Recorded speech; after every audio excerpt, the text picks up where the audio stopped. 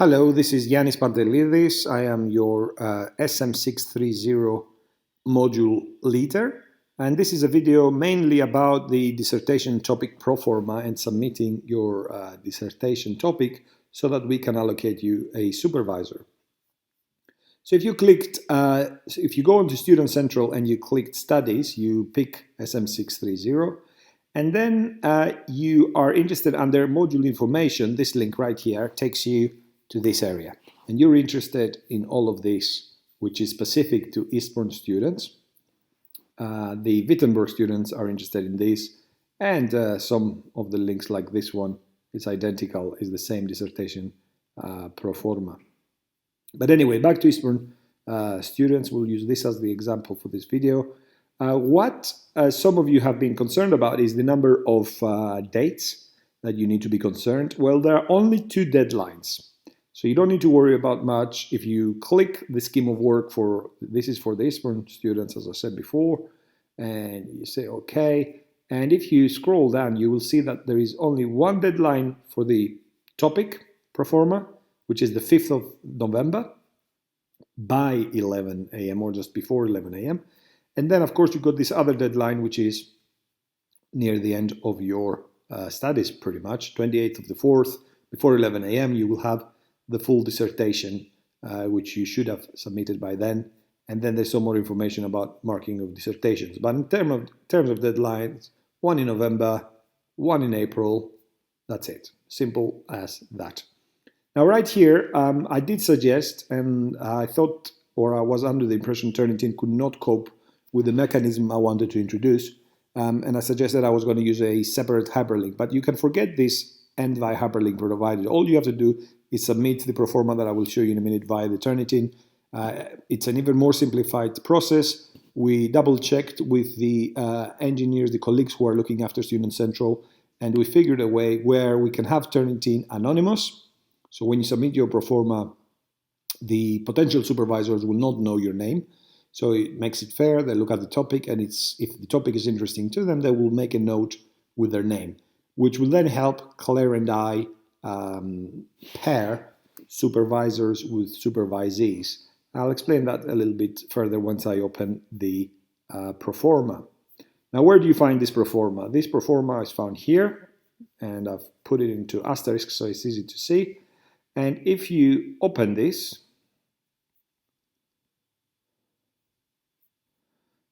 it looks like that. There we go. So you've got SM630 undergraduate dissertation topic proforma. Now, right here we say do not enter your name anywhere in this form because we want to keep the process of topic allocation of supervisor to supervisee as anonymous as we can at the early stages. Now, we suggest that you save this file as SM630 undergraduate dissertation proforma, followed perhaps by your course name. And simply complete the blank areas. Wherever I say please, wherever we say please type here, you just highlight that and type. So let's go through the questions. Have you worked with any supervisor to develop this proposal? So be truthful here, and have I worked doesn't mean I've seen them in a corridor and I had a quick chat. It means that you actually have gone with your proposal, you've discussed it, you have updated it, upgraded it, discussed again, and actually there was some sort of relationship, and the supervisor indicated that they're actually are interested in your topic. If that's the case, let's say I discussed it with myself. I do have a lot of conversations with Yanis Pantelidis. So I put that, let me make me feel a little bit better. Studied for my PhD a number of years, so let's call me doctor for now. So it could be anyone else.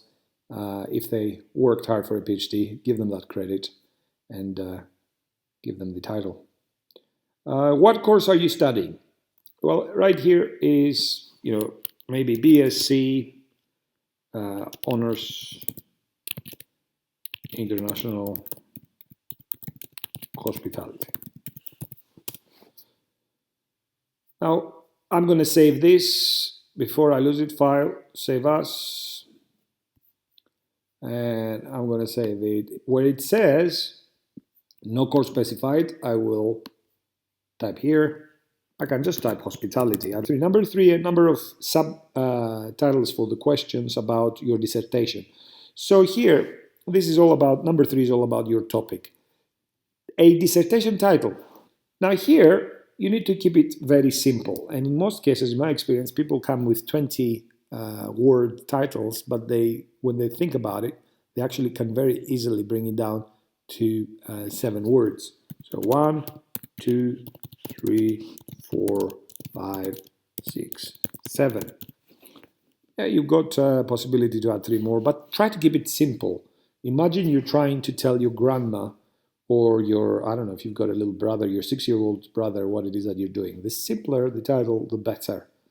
The topic short description, about 25 words. You start describing in a little bit more detail what the topic is all about.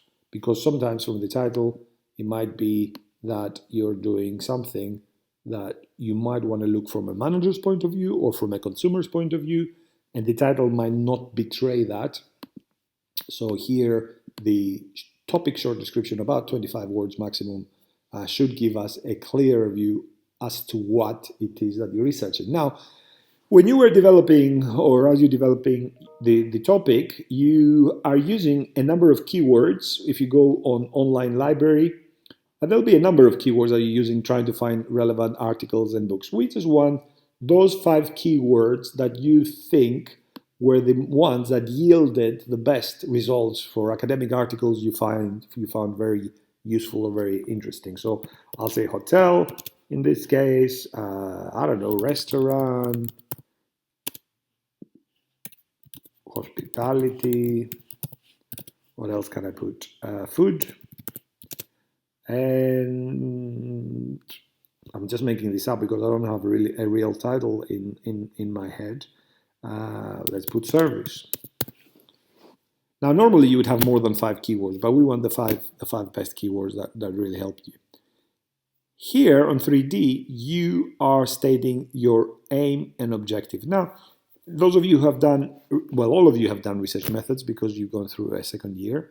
And we did say we are going to, and we have actually in the schedule, we have added a few extra sessions for top-up students because maybe the research methods module and approach was different to how we do it here. Our students pretty much have a complete proposal by the second year. So we've done these extra sessions to facilitate the development of aims and objectives. And we'll go more in detail in those sessions. Please don't think that because we said these are extra sessions we put for top-ups, if there's some of you out there that feel a little bit uncertain about your aims and objectives and you want to come and listen in, or if there's somebody who slightly wants to alter their aim and objectives, come and have a listen and a chat and follow through the Q&A at the end of the sessions. Although they're labeled for top-ups, and although we did put them as extras, Claire and I are happy for you to come in and sit, refresh your memory, ask questions. This is about the learning experience of all of you.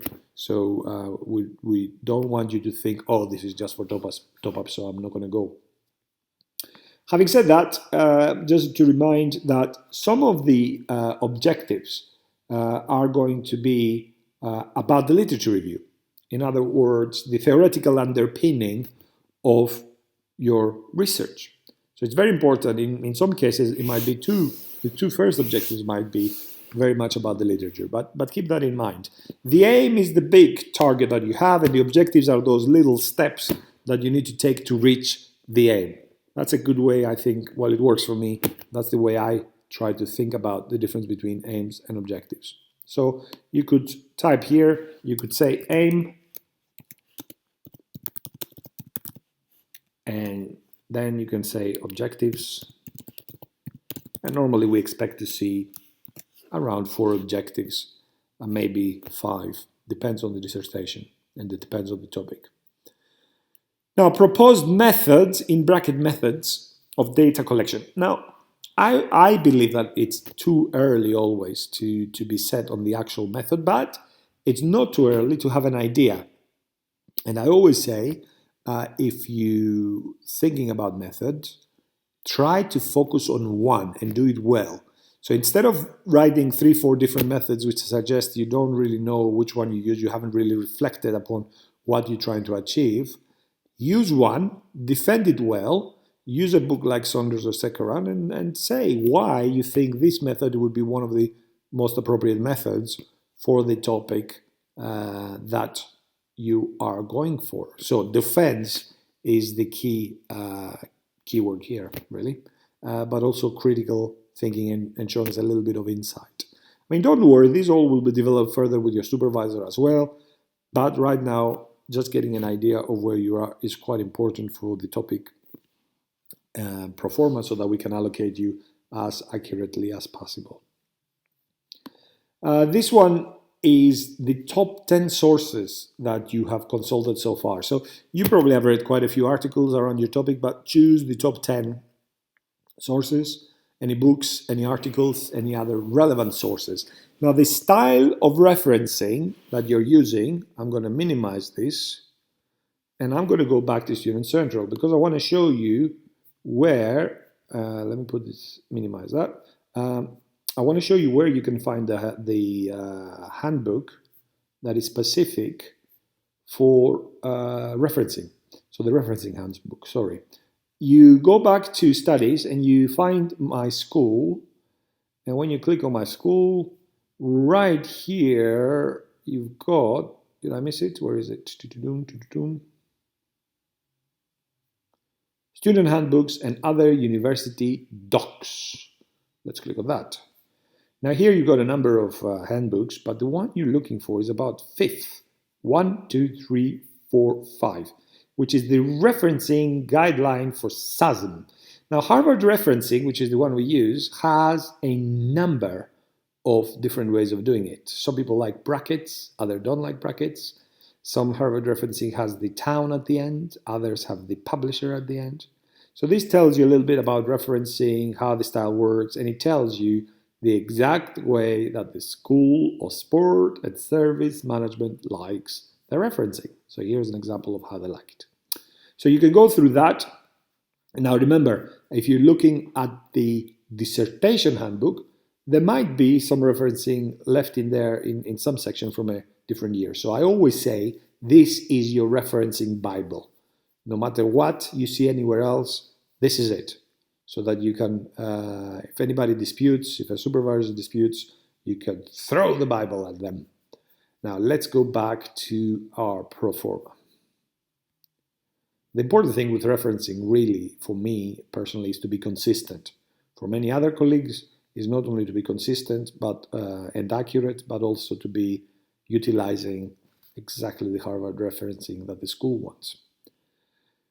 The fifth question is about the ethics checklist found in your dissertation handbook, page 5860. So if I minimize this again, and I go here, back into studies, back into, where are we? SM630, into module information, and undergraduate dissertation handbook. Let's open that. And let's go, I think I said page 58 to 60. Let's have a look here. The appendices are about 50. So if you click here, it will take you to page 50. There we go, 58 is an ethics checklist. So, I mean, you can use this for yourself. This is like an ethics checklist audit. So just to see if you've got any major ethical concerns. So if you go through this list, now don't worry, you do not need to do anything more with this list. This is more of a self-check list. And what it will allow you to do, if we go back into the topic proforma, it will allow you to answer with a yes or a no. So if you read through and you answered all these points for yourself, and you can complete it in your own time and just for you to feel well, that you've done it on pages 58 to 60 of the dissertation handbook, you must type here yes or no. So what are you answering, yes or no? Are there any ethical considerations that you will need to discuss with the module leaders and your supervisor? Now, if you went through the checklist and you made sure that this is a simple type of research. It might be just doing a questionnaire or doing some interviews with people that are not in non-vulnerable groups. For example, we are going to create a module-specific ethics approval, so you wouldn't have to worry about that. And Claire will explain more about in the sessions coming up, more about ethics and how we are creating an ethics approval for all of you. However, some of you may have said that there are some ethical considerations that you need to discuss. So the answer to that would be yes. That's hopefully is going to be very few. Hopefully none of you would have any major issues. The majority of you should be a no. That there are no extra ethical considerations beyond the obvious ones which would be covered by the summative ethics approval that Claire and I are going to complete.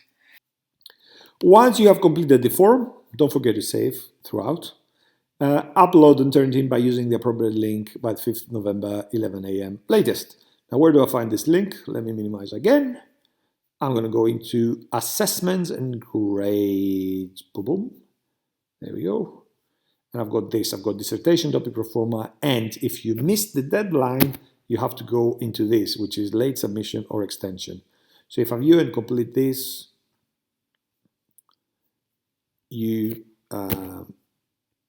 you put this name, you will have to fill in your names here, but it won't show when you press the submission. When we go to see the Turnitin, we will not see this for a number of days until I set it so that it goes eponymous, and that's after the supervisors have indicated that which topics they would like to supervise. So the last thing to say really is, if I go back into the form, is that because we've got all this writing here and we want you to keep it, Turnitin might show a slightly higher, because everybody will be using this, your topic top keyword will be in everyone's proforma. So Turnitin will show a little bit higher percentage than normal. Do not worry about this, do not be alarmed. We know that, we expect it. It's okay. We are going to look into the forms and we'll be looking at the stuff that you have typed. And if there is a repetition there, that's what you need to worry. And if Turnitin is picking that up and is showing a high percentage in the text that you have typed, that's something that you need to investigate further to see why that is the case. That's it for now. Any questions, please ask either Claire this Thursday. I will see you the Thursday after. I hope this has been a useful video to watch and reassure you a little bit about the proforma in the dissertation SM630. If you have indicated a particular supervisor over here, we will try to allocate, and you're truthful and you actually did work with that supervisor, we will use that as our first point of choice. We will try our very best to allocate you with that supervisor. Remember, supervisors have limited capacity, so it might be the case that you might have discussed it, but we can't simply because their quota is fulfilled. But we will try our best. This will be our first choice when we're trying to allocate.